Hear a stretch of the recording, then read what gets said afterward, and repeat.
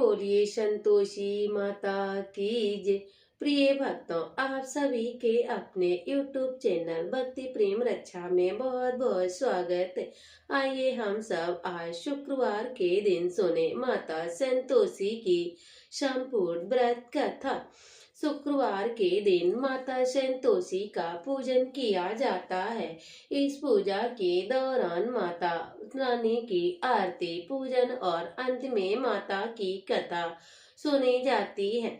आइए भक्तों, हम सब आज शुक्रवार के दिन सुने संतोषी माता की संपूर्ण व्रत कथा।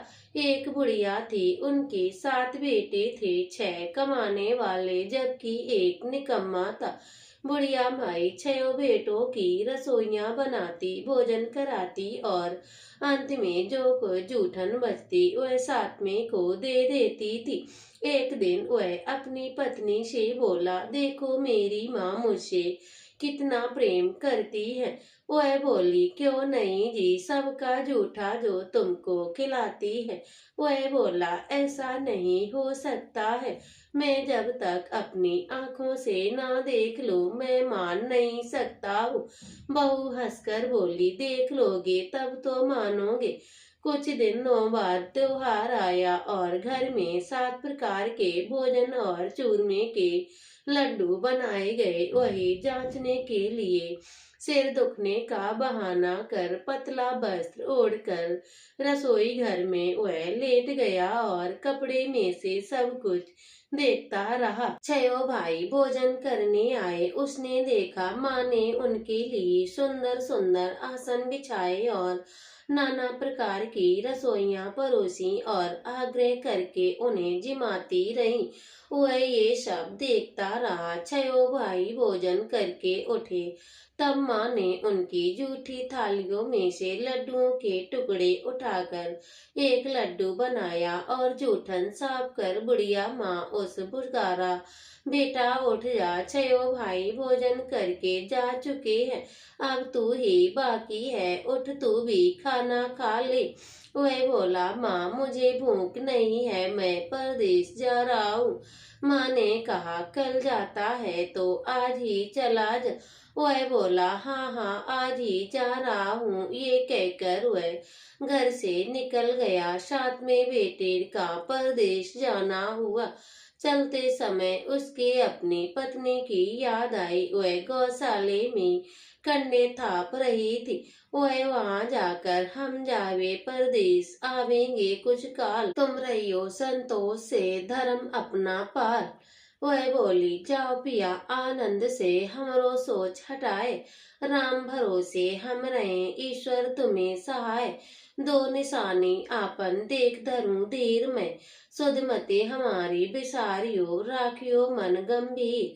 वह बोला, मेरे पास तो कुछ नहीं है, अंगूठी है सो तुम ले लो और अपनी कुछ निशानी हमें दे दो। वह बोली, मेरे पास क्या है, ये गोबर से भरा हाथ है। ये कहकर उसकी पीठ पर गोबर के थाप की मार दी और चल दिया। चलते चलते दूर देश पहुंचा। वहाँ एक साहूकार की न दुकान थी। वहाँ जाकर वह कहने लगा, भाई मुझे नौकरी पर रख लो। तब साहूकार को जरूरत थी। वह बोला, रह जा। तब लड़के ने पूछा, तनख्वाह क्या दोगे? तब साहूकार ने कहा, काम देखकर दाम मिलेंगे। साहूकार की नौकरी पक्की हो गई। वह सुबह 7 बजे से लेकर 10 बजे तक नौकरी करने लगा। कुछ दिनों में दुकान का सारा लेन देन, हिसाब किताब, ग्राहकों को माल बेचना, सारा काम करने लगा। साहूकार के 7-8 नौकर और भी थे। वह सब चक्कर खाकर गिरने लगे। ये तो बहुत होशियार है। सेठ ने भी काम देखकर 3 महीने में उसे आधे का मुनाफेदारी हिस्सा बना लिया। कुछ वर्ष में नामी सेठ बन गया और मालिक का सारा कारोबार उस पर छोड़कर परदेश चला गया। इधर उसकी पत्नी सास ससुर उसे दुख देने लगे, सारी गृहस्थी का काम कराते, उसे लकड़ी लेने जंगल भेजते। इसी बीच आटे से भूसी निकलती, उसकी रोटी बनाकर रख दी जाती और फूटे नारियल की नरेली में पानी दिया जाता था। वह दिन लकड़ी लेने जा रही थी कि रास्ते में बहुत सी स्त्रियां संतोषी माता का व्रत करती दिखाई दी। वह वहां खड़ी होकर कथा सुनने लगी और पूछा, हे बहनों, तुम किस देवता का व्रत कर रही हो और उसके करने से हमें क्या फल मिलता है?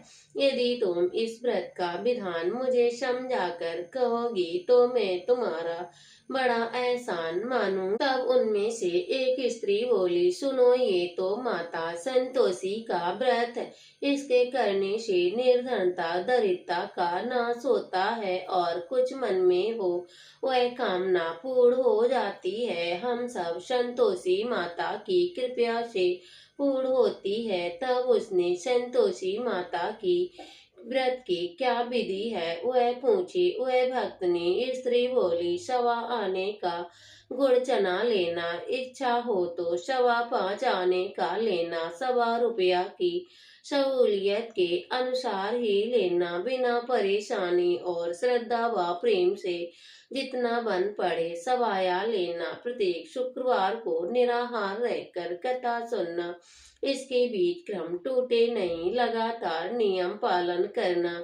सुनने वाला कोई ना हो तो घी का दीपक जलाकर व्रत करना, घर उसके आगे जल के पात्र को सामने रखकर कथा कहना, कार्य सिद्ध हो जाने पर नियम का पालन करना और कार्य सिद्ध हो जाने पर व्रत का उद्यापन करना। 3 मास में माता व्रत पूरा करती है। यदि किसी के खोटे ग्रह हैं तो माता 1 वर्ष में पूर्ण करती है। फल सिद्ध होने पर उद्यापन करना चाहिए, बीच में नहीं। उद्यापन में 2.5 सेर के आटे का खाजा और इसी परिणाम से खीर तथा चने की साग करना। 7-8 लड़कों को भोजन कराना, जहाँ तक मिले देवर जेठ भाई बंधु के ही लड़कों को लेना, मिले तो रिश्तेदारों को लेना। यथाशक्ति दक्षिणा दे, माता का नियम पूरा करें। उस दिन घर में कोई खटाई ना बनाए ना ही खाए। ये बुढ़िया के लड़के की बहू चल दी। रास्ते में लकड़ी का बोझ को बेच दिया और उन पैसों से गुड़ चना लेकर माता के व्रत की तैयारी कर आगे चली। सामने मंदिर देखकर पूछने लगी, ये मंदिर किसका है? सब कहने लगे, ये तो संतोषी माता का मंदिर है। ये सुनकर माता के मंदिर के जाकर चरणों में लौटने लगी, दीन हो विनती करने लगी, हे माँ, मैं निपट अज्ञानी हूँ, व्रत के कुछ भी नियम नहीं जानती, मैं दुखी हूँ। हे माता, हे जगत जननी, मेरा दुख दूर करो। हे माँ, मैं तुम्हारी शरण में आई हूँ। माता को दया आई। एक शुक्रवार बीता और दूसरे शुक्रवार को पति का पत्र आया और तीसरे शुक्रवार को उसको भेजा हुआ पैसा आया। ये देखकर जेठा जेठानियां मुंह सुकोड़ने लगे, लड़के ताने देने लगे, काकी के पास पत्र आने लगे, रुपए आने लगे। अब तो काकी बुलाने से भी ना बोलेंगी, अब तो काकी की खातिरदारी बढ़ जाएगी। बेचारी सरलता से कहती, भैया, कागज रुपए आए हैं तो हम सब के लिए अच्छा ही है। ऐसा कहकर आंखों में आंसू भरकर संतोषी माता के मंदिर आकर उनके चरणों में लौटने लगी और कहने लगी, हे मातेश्वरी, मैंने आपसे रुपए कम मांगे, पैसे कम मांगे हैं, मुझे पैसों से क्या काम है? मैं तो अपने सुहाग से काम है, मैं तो अपने स्वामी के दर्शन मांगती हूँ। तब माता ने प्रसन्न होकर कहा, जा बेटी, तेरा स्वामी भी आ जाएगा। ये सुनकर खुशी से बावली होकर घर में जाकर काम करने लगी।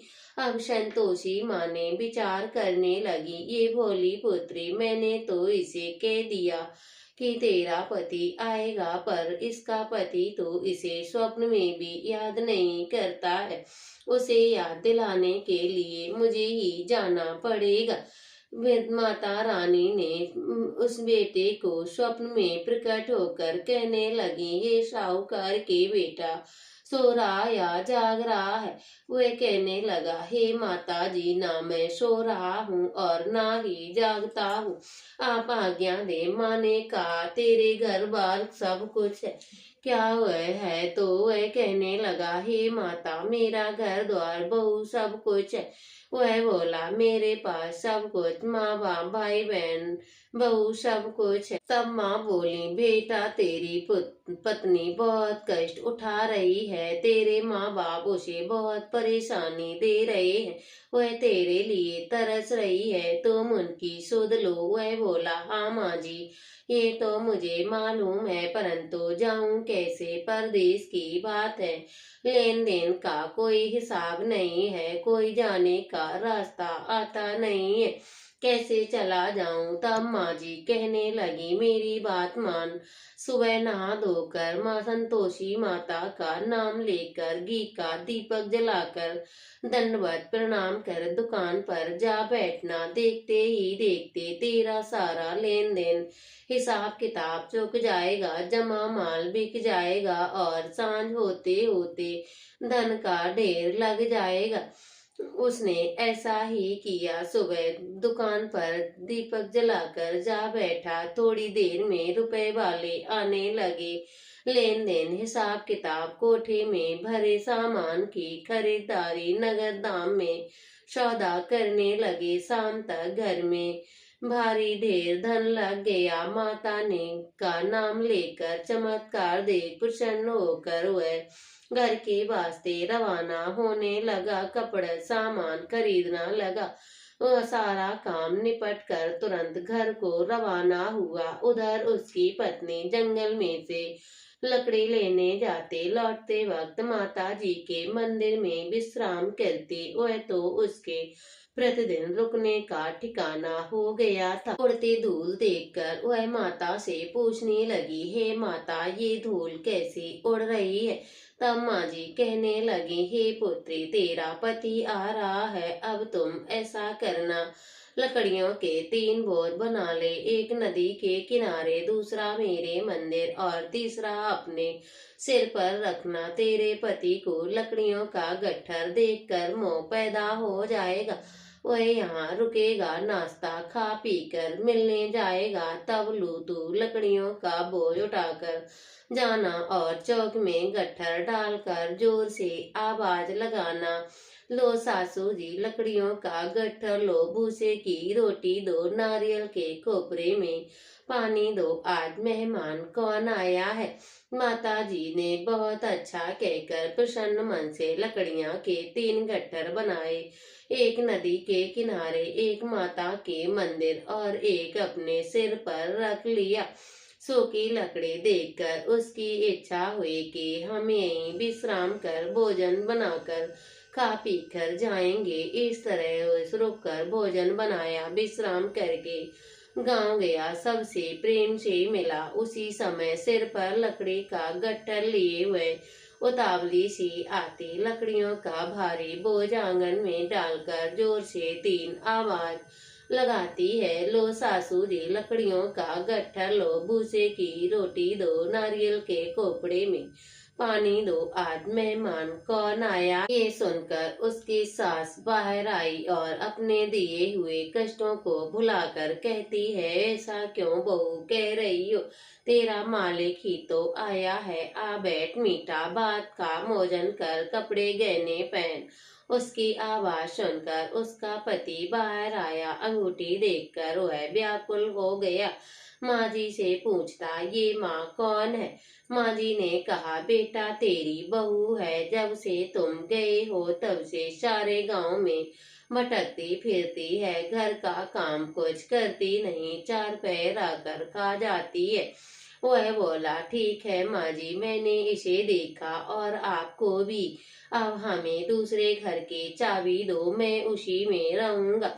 माँ जी बोली, ठीक है, जैसी तेरी मर्जी। वह दूसरे मकान की तीसरी मंजिल का कमरा खोलकर सारा सामान रखकर एक दिन में राजा के महल जैसे ठाट बाट बन गया। अब क्या था, बहू सुख भोगने लगी। इतने में शुक्रवार आया।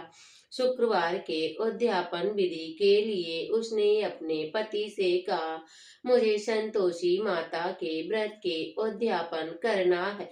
पति बोला, बहुत अच्छा, कर लो। वह उद्यापन की तैयारी करने लगी। जेठानियों के लड़के को भोजन के लिए कहने गई। उन्होंने मंजूर तो कर लिया, परंतु पीछे से जेठानियों ने अपने बच्चों को सिखाया, देखो भोजन के समय खटाई मांगना, जिससे उसका उद्यापन पूरा ना हो। लड़के झिमने आए। खीर खाना पेट भरकर खाया, परंतु बात याद आते ही कहने लगी, हमें खटाई दो, हमें खीर खाना हमको अच्छा नहीं लगता है, ये अरुचि होती है। वह कहने लगी, भाई खटाई किसी को नहीं दी जाएगी, ये तो संतोषी माता का प्रसाद है। वह बोला। लड़के उठकर खड़े हुए, तो पैसे लाओ। बहू भोली कोई समझ ना सकी, उसने पैसे दे दिए। उन लड़कों ने समय हट इमली खटाई ले ली और देखकर बहू पर माता जी का कोप हुआ। राजा के दूत उसके पति को पकड़ कर ले गए। जेठानियां मन ही मन वचन कहने लगी, लूट लूट कर धन इकट्ठा कर लाए हो, जब मालूम पड़ेगा, जब जेल की मार खाएगा। बहू से ये वचन सहन ना हुए। वह संतोषी माता के मंदिर गई और रोती हुई माता जी के मंदिर जाकर कहने लगी, हे मातेश्वरी, तुमने ये क्या किया? हंसाकर क्यों रुलाए है? हंसाकर अपने भक्तों को क्यों रुलाने लगी हो?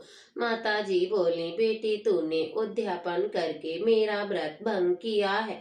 वह कहने लगी, माता मैंने कुछ अपराध नहीं किया है, मैं तो भूल से लड़कों को पैसे दे दिए हैं, मुझे क्षमा करो, मैं तुम्हारा उद्यापन दोबारा करूंगी।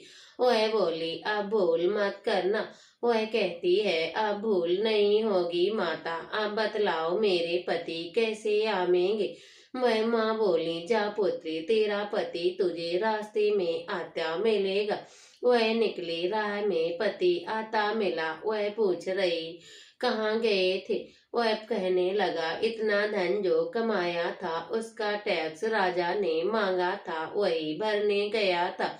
वह कहने लगा और प्रसन्न मन से बोली, भला हुआ, अब घर चलो। कुछ दिन बाद फिर शुक्रवार आया। फिर वह माता जी का उद्यापन करने के लिए अपने पति से बोली, मुझे फिर से जेठ लड़कों को भोजन को कहने गई। जेठानियों ने एक दो बातें सुनाई और सबको सिखाने लगी, तुम लोग खाने में खटाई जरूर मांगना। लड़के भोजन से पहले कहने लगे, हमें खटाई नहीं खानी, हमारा जी बिगड़ता है, हमें कुछ खट्टा खाने दो। वह बोली, खटाई किसी को नहीं मिलेगी, खाना है तो खा लो, नहीं तो कोई बात नहीं।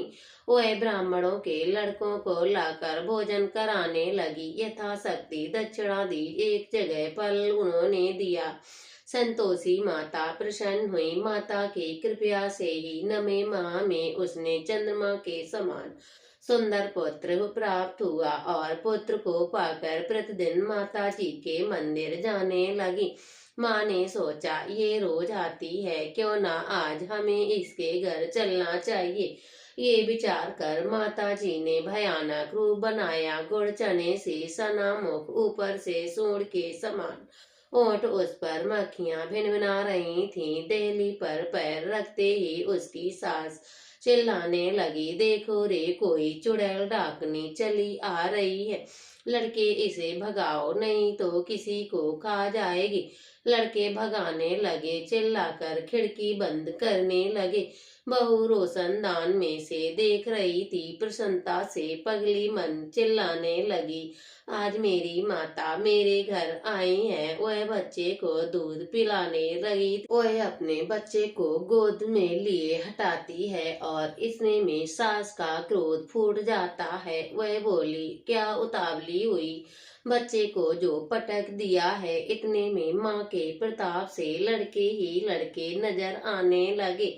वह बोली, हे माँ जी, मैं जिनका व्रत करती हूँ ये संतोषी माता है। सबने माता जी के चरण पकड़ लिए और विनती करके कहने लगे, हे माता जी, हम मूर्ख हैं, अज्ञानी हैं, तुम्हारे व्रत की विधि हम नहीं जानते। व्रत भंग करके हमने बड़ा अपराध किया है। हे जगत माता, आप हमारा अपराध क्षमा करो। इस प्रकार माता प्रसन्न हुई और बहू को प्रसन्न होकर जैसा फल दिया वैसा सबको देना। जो पढ़े, कथा पढ़े, सुने, उसकी सभी मनोरथ पूर्ण करना। तो प्रेम से बोलिए संतोषी माता की जय।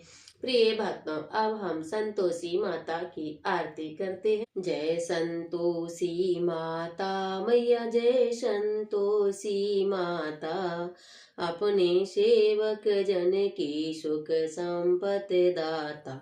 ओम जय संतोषी माता मैया, जय संतोषी माता, सुंदर चीर सुनहरी माँ धारण कीनो, हीरा पन्ना दम के तन श्रृंगार लीनो। ओम जय संतोषी माता, गेरू लाल छटा छवि मदन कमल सोहे, मंद हसत करुणामयी त्रिभुवन जन मोहे। ओम जय संतोषी माता, स्वर्ण सिंहासन बैठी चमर डोढ़े प्यारे, धूप दीप मधु में भोग लगे न्यारे।